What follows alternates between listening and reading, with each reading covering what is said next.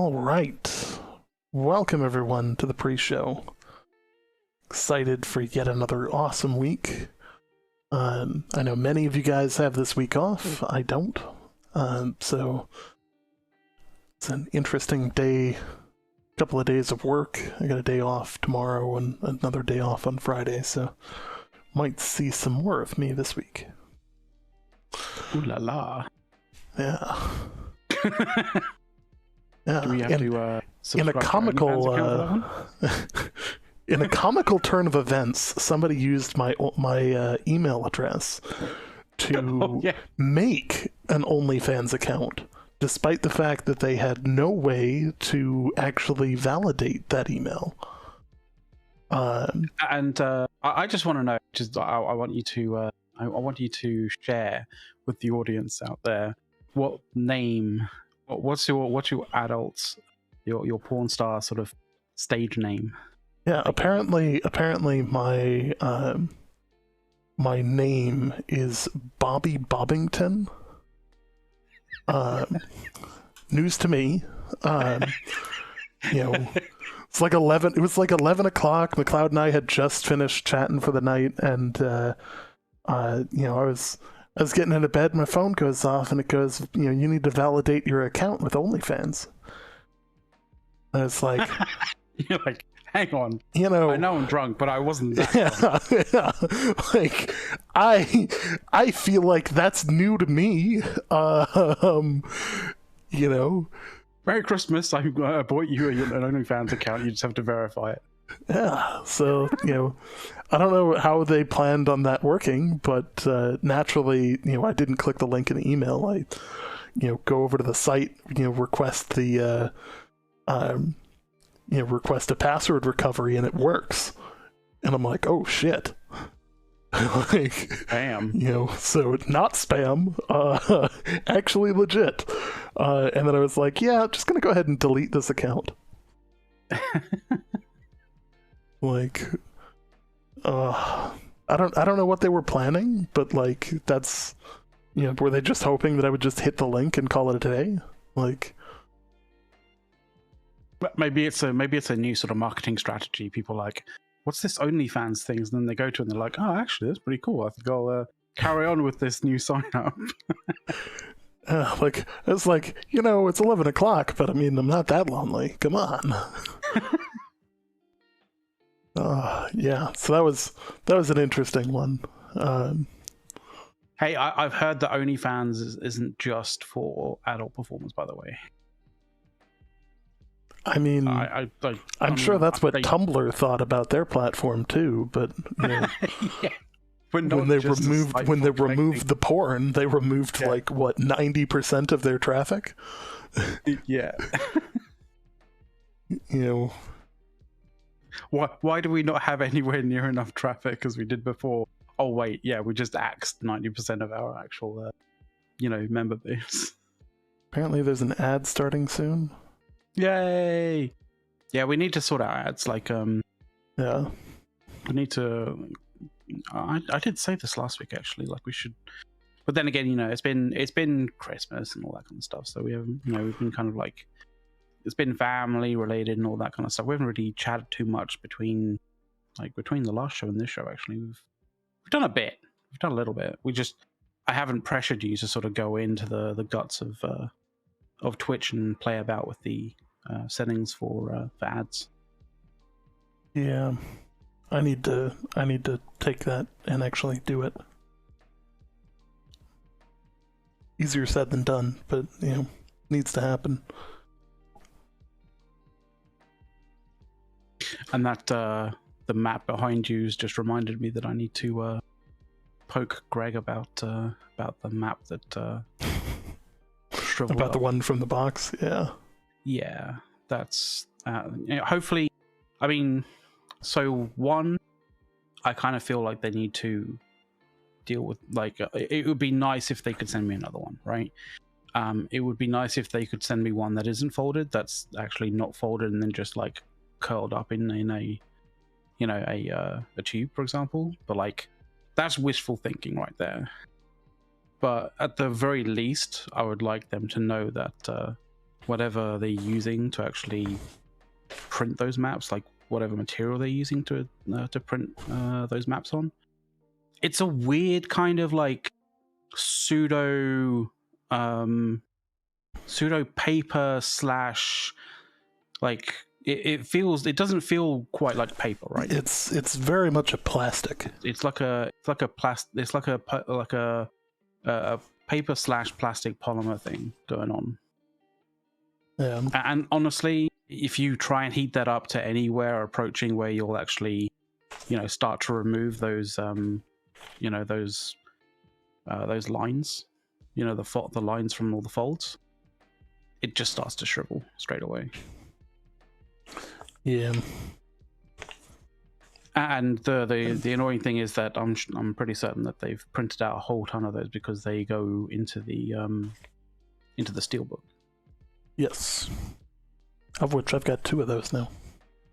I mean, if they've got a stack of them that haven't been folded, fantastic. I'd like to. It would be great if they could send people, unfolded versions of those in little tubes.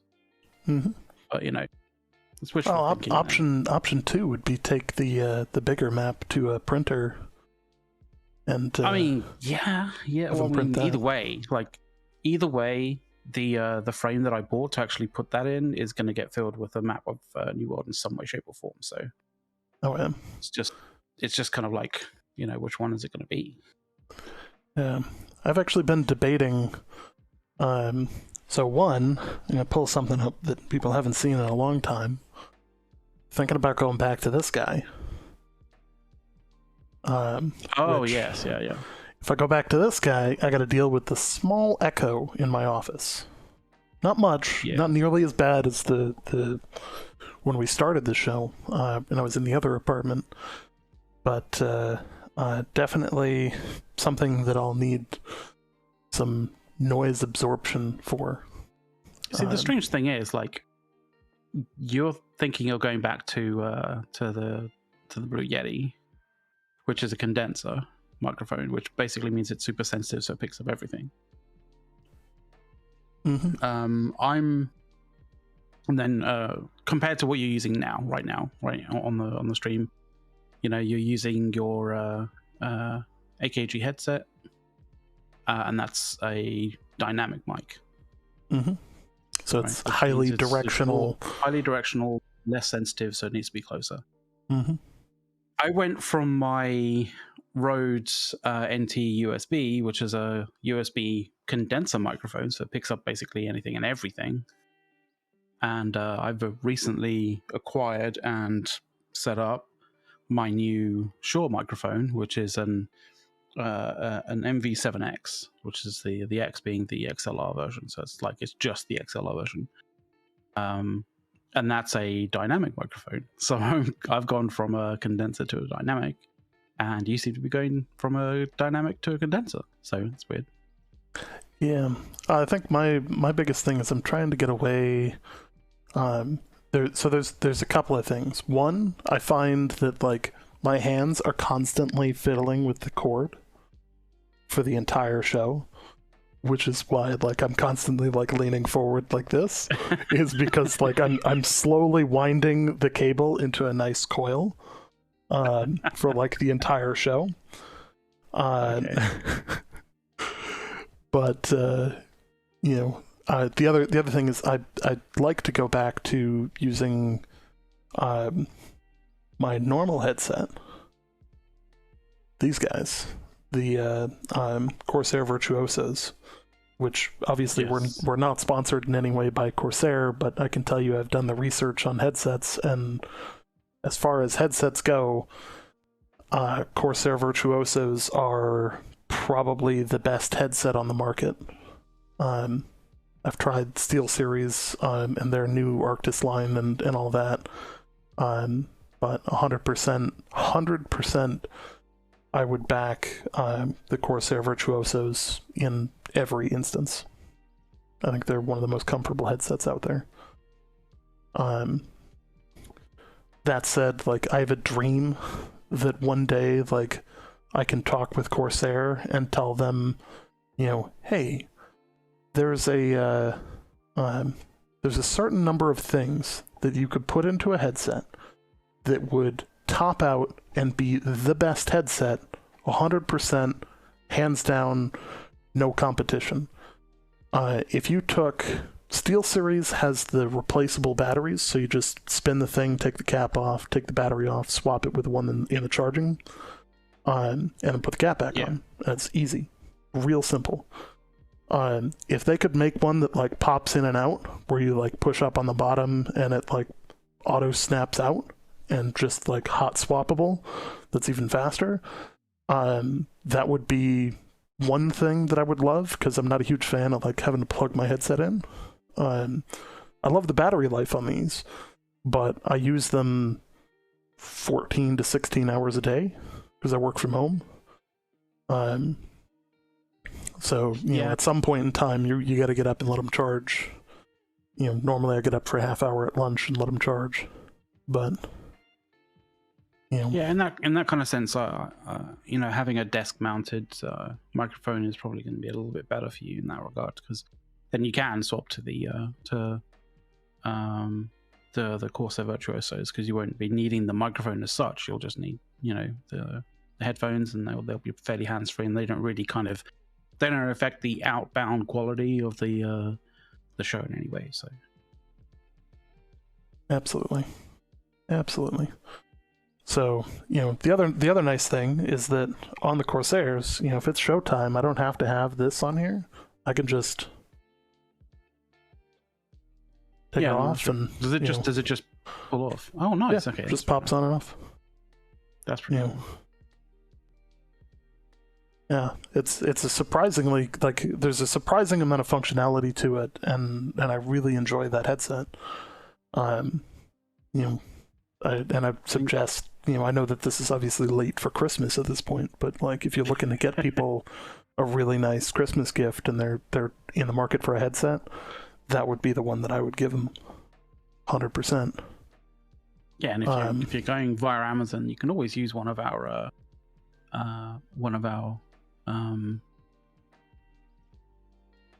what is it? One of our links. One of our affiliate links. Yeah. Affiliate links. Yeah, that's one. Sorry, I was like, absolutely. Yeah, and thank you guys for the follows, by the way. It's much appreciated. There's probably going to be some decent deals and stuff like that going on in January. Sort of, you know, there's always January sales and stuff like that. January, so February, I would assume we're going to see a bunch of like refurbished or like, you know, restock type sales, where, you know, people return stuff post Christmas. You know, oh hey, you know, didn't want it, or they opened it up, found out it didn't work for them. You know, like when I bought the SteelSeries Arctis headset. You know, Australia. That's a country that I'd love to go visit sometime. Australia is cool. Like Australia has like an interesting kind of Christmas, because it's midsummer over there when it comes to Christmas. So they have like beach parties and like shrimps on the barbie and stuff like that. Like literally shrimps on the barbie. I believe is one of the more traditional kind of things that you have over there in Australia, I believe. One of my I keep telling McLeod if I were to retire early, one of the things I would do is move to, and I know this isn't Australia, but it's in the same neighborhood. I would move to New Zealand. Yeah, he wants to be a Kiwi. Yeah, and they just seem like logical people. Like, I mean, the cool thing about that is, like, you know, now once you're in New Zealand, like, it's kind of just a fairly short trip to Australia, you know.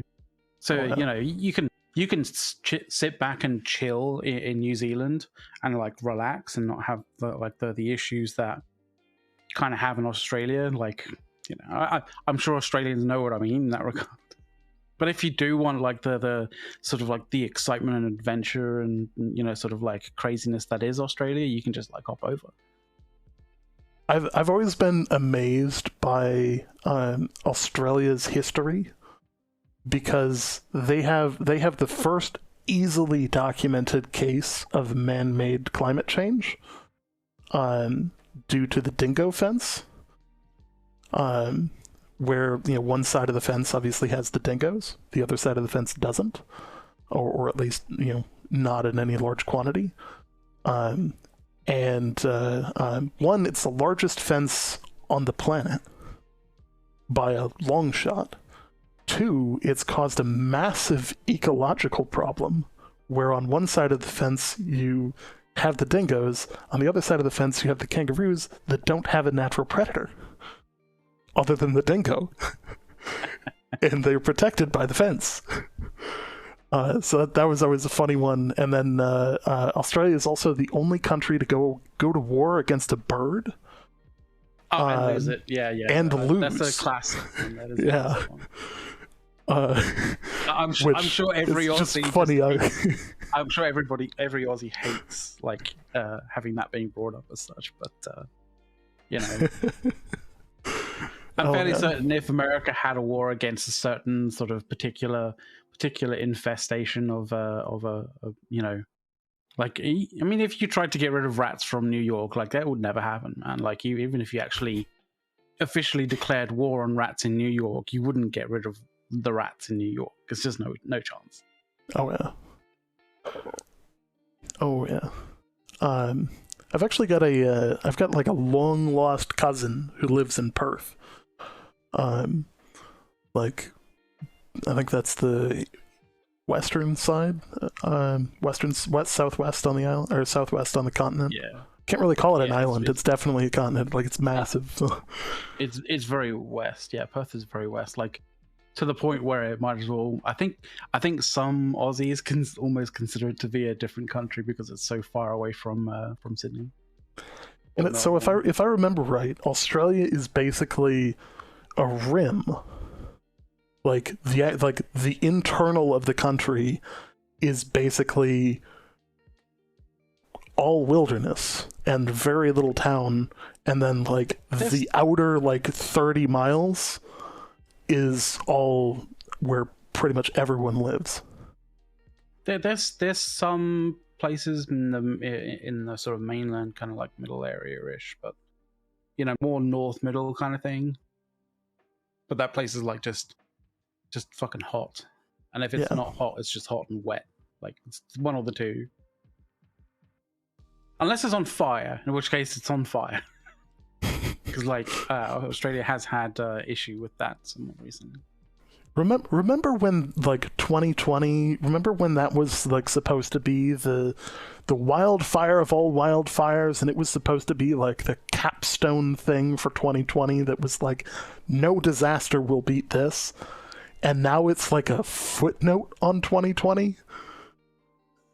I remember. Was it? Yeah, you're talking about the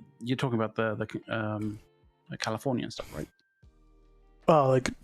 Just all of the other just disastrous crap that happened in 2020. Because I remember it was having pictures and images and videos and stuff of of California, right, basically on fire, and like these scenes just basically looking like, you know, like hellish, hell on earth sort of scenes and stuff like that. Yeah, it's basically California going, like, most summers. Yeah, you know, sort of, but like huge wildfires and people kind of like saying it's the end of days, you know, so, yeah, how Californians are, right? And then it's like, you know, half of Australia just starts burning in 2021. And it's like, are there any kinds of animals in Australia that aren't trying to kill you?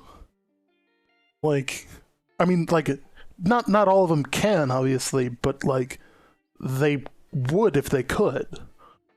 Like, that's what I get from the nature documentaries, at least. Is but you know what? Like those fires and stuff like that, they've kind of made me a little bit more aware of how much fires and how many fires and how long fires burn in all sorts of areas in the world. Like there's like seemingly there seems to be large swathes of there seems to be large swathes of Africa that just seem to be permanently on fire. You know? Yes. Yes. It strikes me as very strange that there is as many fires as there are, and that burn for so long. Yeah, in the world. A lot of it actually has to do with just, for many years, the policy has been to just put out fires. Like, contain, put it out, because, we don't like fire. Fire is bad. Well, fire and human flesh don't seem to get on too. Yeah, intrinsically, good idea. Ecologically, bad idea. Because unless you want to, take a former politician's idea and go rake the woods. Sorry, I work as an emergency manager, so this is comical to me.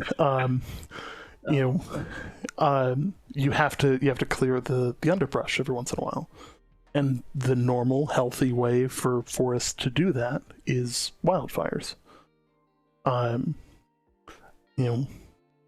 The one of the biggest problems on why we've had as many as we have, especially for the U.S., is that we just weren't letting stuff burn. If it's not going to hit anything, don't put it out, but make sure that it's not, you can kind of guide it away from stuff. Yeah,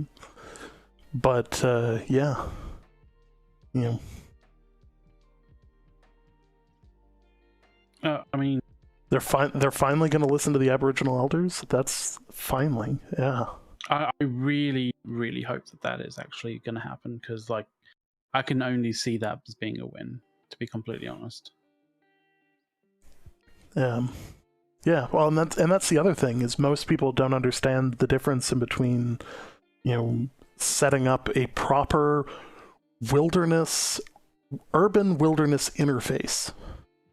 They like their house being surrounded by trees, and it's wonderful, and it's like, yeah, no, if you live that close to, forest, you need a proper interface. You need to make sure that the ground is wet. There's actually a picture back when I worked in Kansas City. There's a picture from one of the National Guard units flying over a wildfire, and the wildfire had come through, and there's one plot of green land. Everything else around it is completely obliterated. And what the guy did was, when he left, when the fire was coming through, he turned his sprinklers on and just let them run. Like, non-stop, twisted the dial and was like, you're not turning off.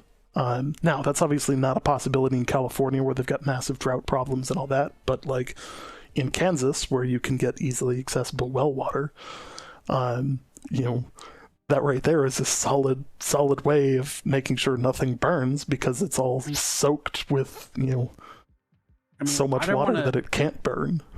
I don't want to be amateur city planner here or anything of that form, but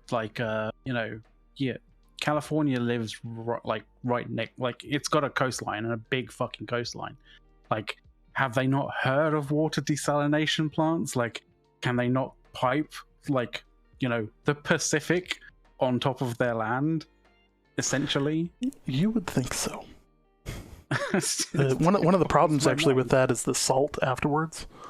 The salt becomes kind of an interesting issue. Just shift it, just send it to Alaska. They've got enough places that they need to grit. Yeah. Oh, but yeah. So now that you guys are thoroughly informed on my random opinions of Australia and wildfires, hey, we don't promise that this particular side of the pre-show is going to be filled with just gaming kind of conversation. It's for whatever, really. But think of the pre-show as our opportunity for you guys to get to know us, and just kind of this free-form fun and games while we get everything prepped in the background. Yeah. Saying that, I need to quickly go and get some water, though. So, all this talk of fire and salt is making me be right back. Oh, yeah. So let's see. Outside of that, we've got when I turn the camera on, I actually turn the autofocus off almost right away. So it's slightly out of focus. just barely, but it's good enough. You know, best I can do at least. But yeah, there's some other like really cool stuff has been going on too. We've got the new Witcher season is out. You know, the Wheel of Time, the last episode is phenomenal. If you guys haven't seen it, make sure to check that out. Similarities of Wheel of Time and New World, there are many. There are definitely many. I actually thought that was like the perfect crossover. And my hope is that there's the new Lord of the Rings series. I hope that they also kind of have a little bit of a crossover. You know, similar kind of like cross promotion because Amazon's doing that series as well, which could be cool. Could be very cool. Yeah. Let's see. There was what are some of the other ones? The new Matrix movie. Got a chance to see that one. That was definitely, it was worth watching. I don't know that it really adds too much to the overall genre, but it's worth watching.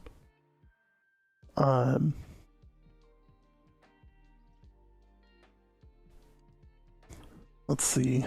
There was trying to think. There's been so many like just good series and stuff like that, just like relaunching.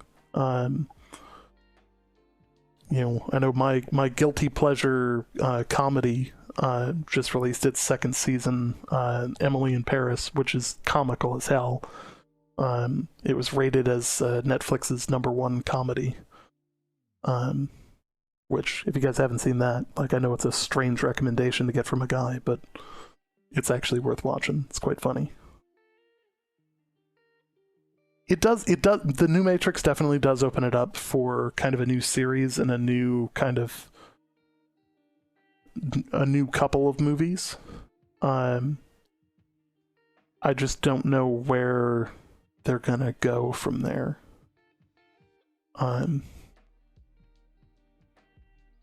I don't want to spoil anything, but you know, it leaves it off. It leaves it off in a position that you could go places with it. But also, I think it's kind of testing the water in a lot of ways, making sure that it's well received before it's actually greenlit for another one. At least that's my bet.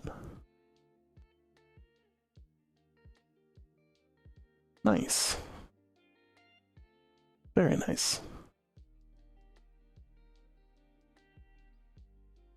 See, I've been I haven't been in any movies, but I've had my face on the news many times, from just from work and stuff like that. And anytime there's an interview or anything like that of my boss's boss,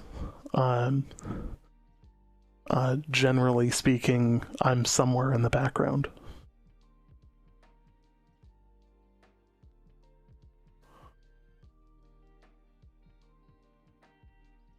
Matrix and Star Wars was really interesting. I didn't know that they were made in Sydney. See, that's one of the things that like continually surprises me is like where some of the movies and that end up being shot. Like most of the movies that appear to take place in like Chicago, or even New York, often take place in like Toronto or Vancouver. And they'll shoot the very specific scenes in New York if they have to. So like obviously like you can only get Times Square for a certain amount of time, so you can't shoot the whole movie there. But yeah. I'm back, by the way. Welcome back. Talking about movies. Yeah, I was catching the trail end of that. I remember hearing in an interview, because obviously the Matrix Is it Revolutions? I think it's Revolutions, right? Revelations. Yeah, Revelations. Oh, yeah. Something like that, I don't know.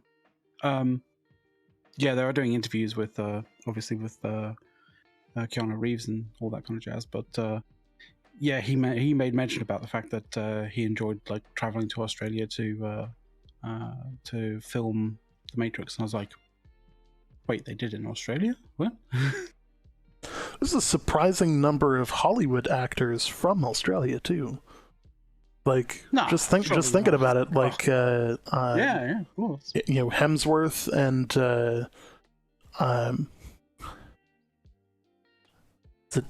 is Hugh Jackman's also Australian? Sure, Yeah. sure he's not. Like, you know, it was like it's a surprising number. Yeah. Well, let's see. Not. I'm not googling this in any way, shape, or form. But like, yeah, Hugh Jackman is. Chris Hemsworth is. Kate Blanchett is. Nicole Guy Kidman Pearce obviously is. Eric Banner is. Yeah, makes sense because he played Chopper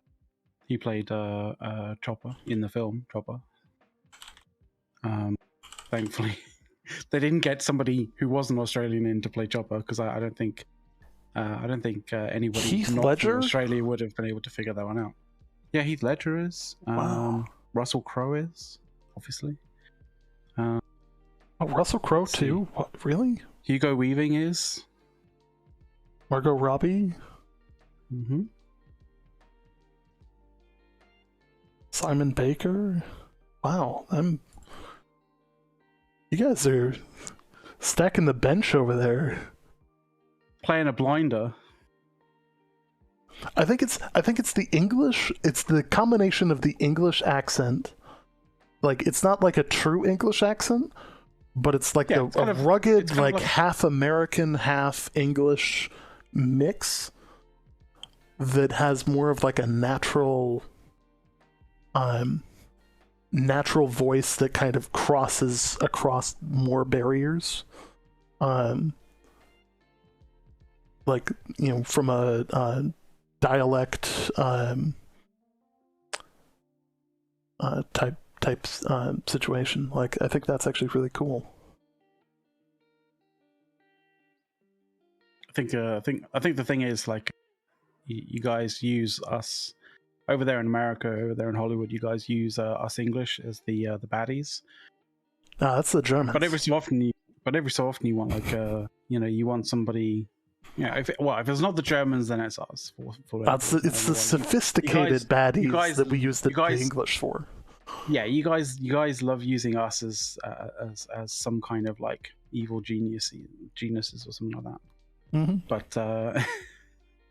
But yeah, I think if you want like an unexpected actor as a heroine or as a hero, as a hero or heroine, like it's if it's not American, if it's not an American actor, like you guys generally tend to go for Australians. I don't know why. If you need someone to throw a phone, you bring in Mel Gibson. So true. So true. Getting like a weird getting like my key light was on a little bit too bright. I'm literally getting like a reflection off my forehead. Oh, I thought for a minute like you were starting to get like a migraine or something. Nah, I was like, trying to figure it out. So have you finally seen Dune? I have not seen Dune yet. That one's still on my soon. Yeah, Russell Crowe is Kiwi as well. Wait, I thought he was Australian. Russell Crowe? Yeah. I thought he was an Australian. Well, it's coming up in Google in Australian actors as Australian, but you never know. Google can be wrong. Lives in Sydney, but is a Kiwi. All right. Oh, okay. That makes sense.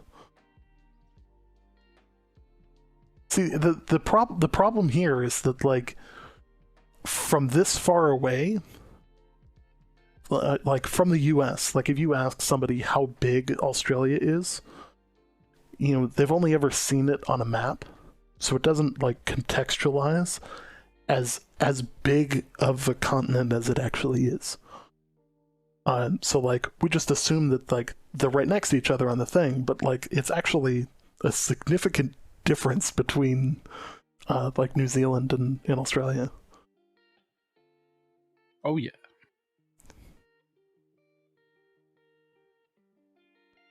But I mean, that's also one of the funny things about like most Europeans coming to the U.S., where they're like, oh, in 1 week I want to, I've got a week here, I want to make the most out of it. I'm going to go from New York City to Miami, and then I'm going to go check out Texas, and then I'm going to go to San Francisco. And it's okay, I'll just rent a car. And it's, like as an American, you're just sitting there and you're like, that's adorable. You might make it to 2 out of those, maybe 3, if like you do nothing, including not even sleep, but just drive. Like, yeah. So like people, because like from the perspective of a European, you see the map of Europe, and everything's really close. So you get that mentality of, oh, like all of these countries are this far apart. And, like it takes 3 days to drive across Australia. It takes, 3 or 4 days to drive across the US. Like, it's not a particularly easy trip.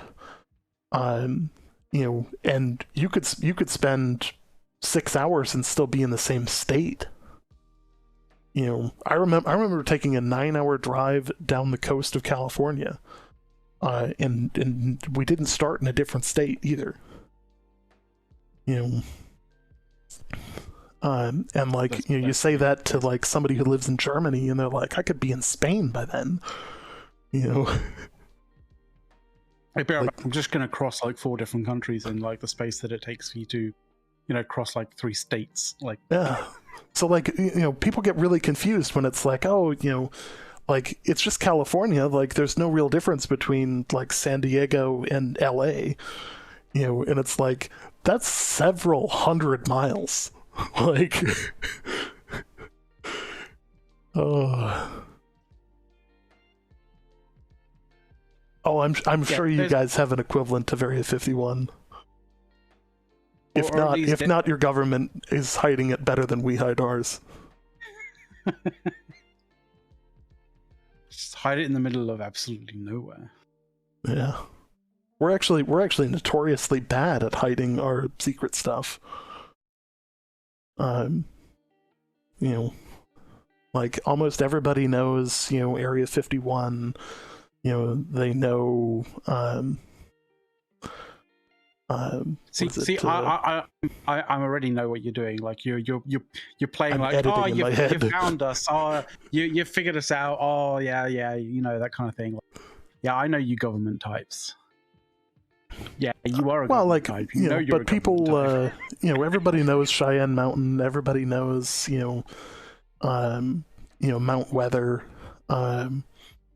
Like those are all common sites. That you can find online. Shit, even Site R is on there. Raven Rock. That's common knowledge on the internet. You guys will very rapidly be able to tell what I do for a living if you look any of those up. I do actually. In God's honest truth, I do hope that they do declassify the Stargate program at some point. Yeah, it would be really nice. Share the wealth. It's time for the truth to come out. On that topic, actually, on the topic of Stargate, so 2 things. The first is that the Stargate IP is now owned by, so obviously MGM owned it. Amazon bought MGM. So Amazon now owns the IP for Stargate, of which MGM was in the process of writing a new season for a new show where the premise is that the Stargate program has been released to the public. That's what the old writers want to do as the new season, as kind of a relaunch of the Stargate IP. I follow that way too closely. No, I think I did independently actually hear about like sort of what they were thinking about doing with regards to the new show. Yeah. But also, yeah, the other thing is apparently they're also making a they're in the works of making a new Highlander film Ooh. as well. I thought there could only be one. I'm wondering because, like, you know, new Highlander films, yeah, like they haven't gone down too well. Like the series kind of went down okay. Like it's a bit of a cult kind of series in the same sort of manner that the first film is kind of a cult film. But I don't know. Like it's all in the strength of the writing and the writers that they have. Like I don't know. Like they have some good names. Like the director that they have is the director from what is it?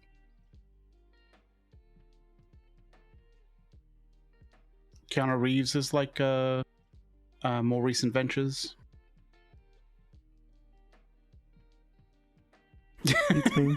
Come on, dude. I'm terrible with directors. Like, no, you know. I'm talking about the film. Oh, Matrix? No, other than Matrix. John Wick? John Wick, yeah. So the producer or the director who did John Wick 3 Parabellum is apparently doing the new Highlander film, and he's got that could be good. Yeah. You know, so as a dog owner, I feel like the John Wick series makes a lot more sense to me than anybody who's not a dog owner. Like if you don't own a dog, like if you don't have a dog, like it doesn't make nearly as much sense. But like if you do, you're like, you know what? I'd go that far. I get it. You killed my dog. You might as well have killed his son. Mm-hmm. You know, that's where you're at there. But they've also got. So I think, just to clarify, I think the director is the director of John Wick Parabellum. I don't think it's the writers as well. I think they've got other writers there. The ones that I've seen, I have not heard of, and I've looked at the background of like what they've done. It doesn't exactly inspire confidence, let's put it that way. So I'm concerned in that regard. But they do have Henry Cavill to be playing, to be playing Connor McLeod. So that's gonna be good. I mean, that right there could carry it. Yeah. Well, that's the thing. Like, it could carry it, but if the writing is fucking terrible, I feel like he's the kind of actor though that is gonna. I feel like he's the kind of actor that's gonna be able to identify that like the writing's shit and play a more active role in like, guys, even I can't save this. Like, you know, like, this is just totally wrong. Yeah. You know. But yeah, I would hope that he would look over the lines and the story and everything like that and be like, guys, we need to pick it up. We need to up the fucking quality here. Mm-hmm. I know he's done like because he played The Witcher, like the whole series. I know that he's had like substantial notes for them, where like I don't think this would actually play like. Yeah, I hope he does something similar. Like if the writing is not up to par. I know that Andrew Cavill has like an absolute love for the Witcher series, like in terms of games and books and stuff like that. Like so he was going to make sure that he didn't do that. Didn't do the writers didn't force him into doing a disservice to that character. So yes, that's always nice. But it's I wonder. But there's seemingly two good names like on the bill for the new Highlander like reboot. So you never know. Yeah. Cavill did play well. He does play well, apparently. He does actively does. Like obviously, he's a busy man, so he plays it when he can. Yeah. He also plays Overwatch as well. Apparently, he's into a lot of games. Like, yeah, he plays a surprising variety of games. Like, he even plays like tabletop, 40K, type games, which is surprising. Like, I mean, he's definitely not who I would typecast for a 40K player, but at the same time, like, it only makes me like him more. There was that interview where he was talking about like the fact that he was that kid back, sort of painting 40K like tabletop characters and stuff. Yeah. In fact, I think he still does on occasion. Oh yeah. Yeah, he's got a lot of, like, in terms of actors, he's probably one of my favorites. Russell Crowe, Hugh Jackman, behind that. Yeah, I'll definitely say Hugh Jackman is actually probably one of my favorite, like, he has one of my favorite, like, street interviews of all times. Because if I remember right, he was a physical education teacher at one point. Huh. And he gets interviewed by one of his former students.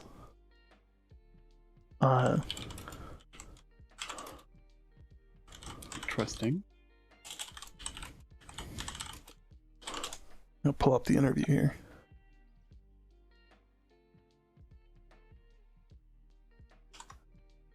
There.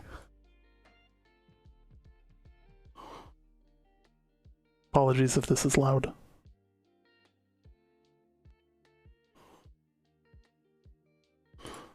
Actually, here, I'm just gonna put it in here. Yeah, it's not actually coming through. It's not coming in. But he actually runs into his former student, and his former student's interviewing him. So kind of a funny street interview. I linked it in the chat there.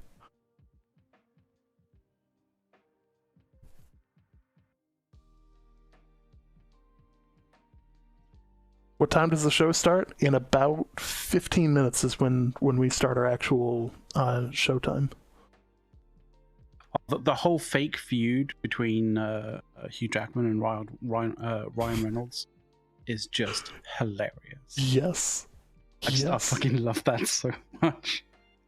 Yes. That right there, like, that's the kind of thing that needs to happen more often. And, like, it's just for publicity, but at the same time, like, it's just done so well that you can't blame them. So, yeah, I mean, if you guys don't know this already, and you really should, like, Ryan Reynolds like runs this sort of pseudo kind of ad, like YouTube, like he basically makes ads for various different things, and they're absolutely hilarious. He is a fan, like. He's a literal sort of marketing genius, in all honesty. But he's done a few ads for Hugh Jackman. I think my favorite one is like the coffee. Like, do you remember the one, Ace? Oh yeah. The one where he like actually puts together like a seriously nice ad campaign for Hugh.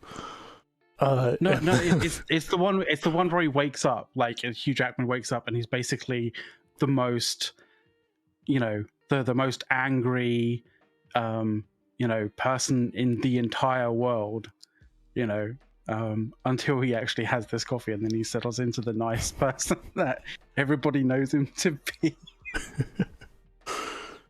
Oh yeah, it's amazing. I'm also convinced that Ryan Reynolds was the guy who released the Deadpool footage to the public. That forced them to actually make it. Like, I'm convinced there's no way that they didn't, like, because, like, we know for sure that was not something that they ever planned to actually get out. But it worked. I think Ryan Reynolds' mother must have, like, secretly had him in Australia and then smuggled him back into, like, Canada. Because Guy's got too much charm and personality to be Canadian. I'm sorry. What's that say about Canadians? Oof. You guys are okay, but like Ryan Reynolds is is in a different league, man. Oh yeah. So my other favorite celebrity, like,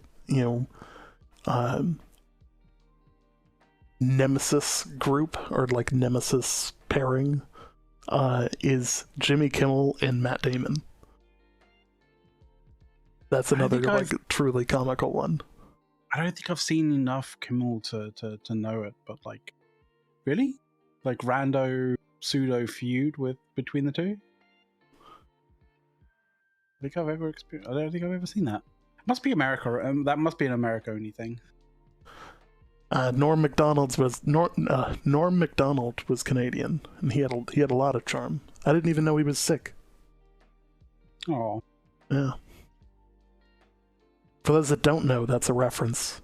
That's actually a pretty, like, that should look that up. Didn't even know he was sick.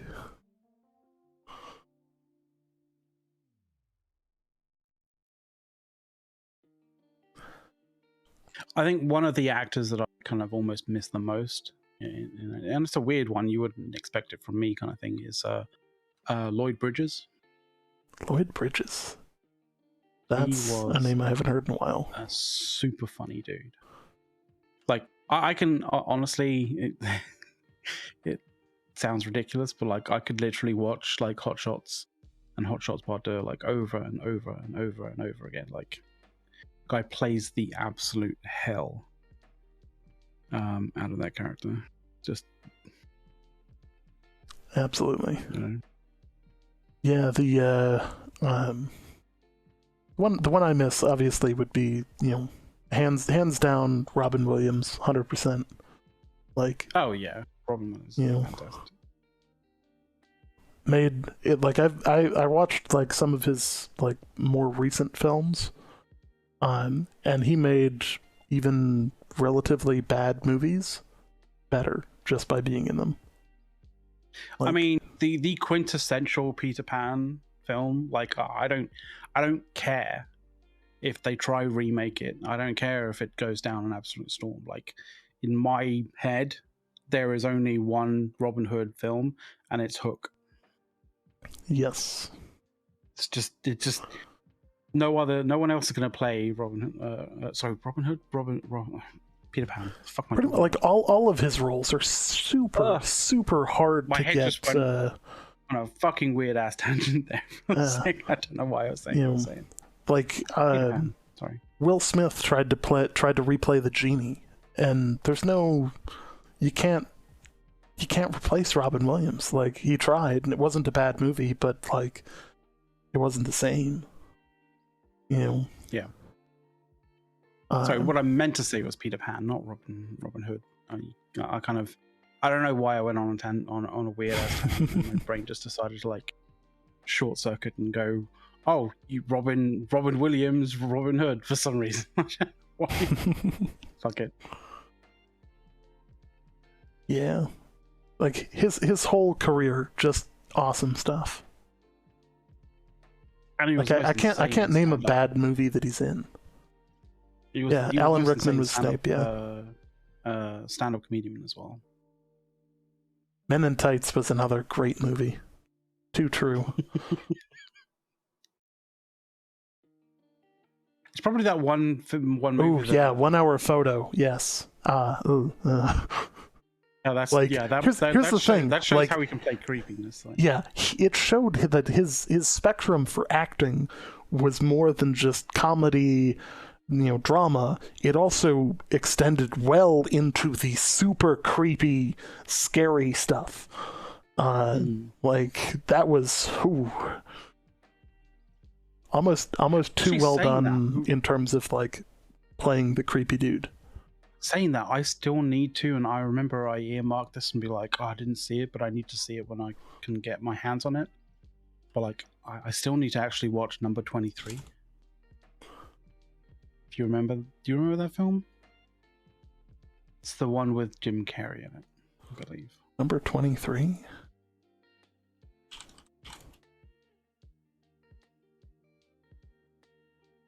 Oh, yeah. Yeah. Isn't Barney Rubble from the Flintstones?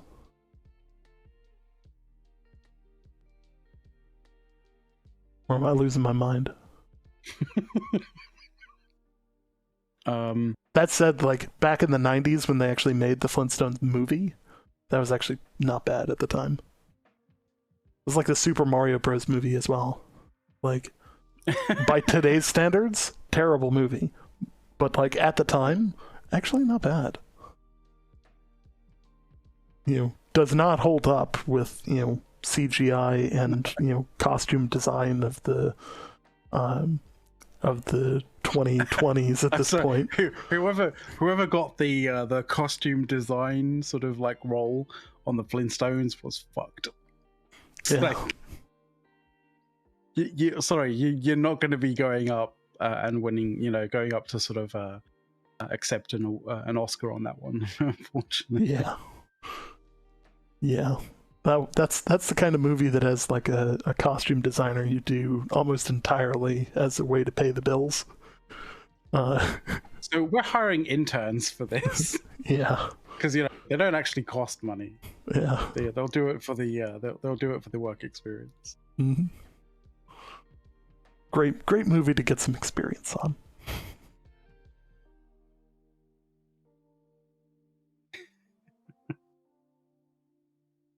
Yeah, cheesy 70s special effects. Like, actually, like one of the movies that I think holds up really well, like pre-CGI, is The Lion, the Witch, and the Wardrobe, like the old version. You know, that movie actually holds up really well, despite the fact that it's like people in oversized animal costumes. Oversized animal costumes. The one film you should never see unless you literally want to go to sleep with like waking nightmares is Cats. Oh god. Yeah, Cats is a nightmare. That's the movie that like should never have been made. Like, I don't know what they were thinking. The thing that I don't understand is how they got so many A-list actors into it. Right? And agreeing to it. I guess maybe I guess they were all kind of like sort of like, you know, oh, you know, it's been a staple of you know, sort of show business for such a long period of time that it should be an absolute hit. Yeah. How wrong they were. Too true. All right, so here's what we're gonna do. And I hate to do this, but so that we don't get slammed with ads, I'm going to push the ad button so that I can push ads further into the show. And then we're going to go right into the show after the ad.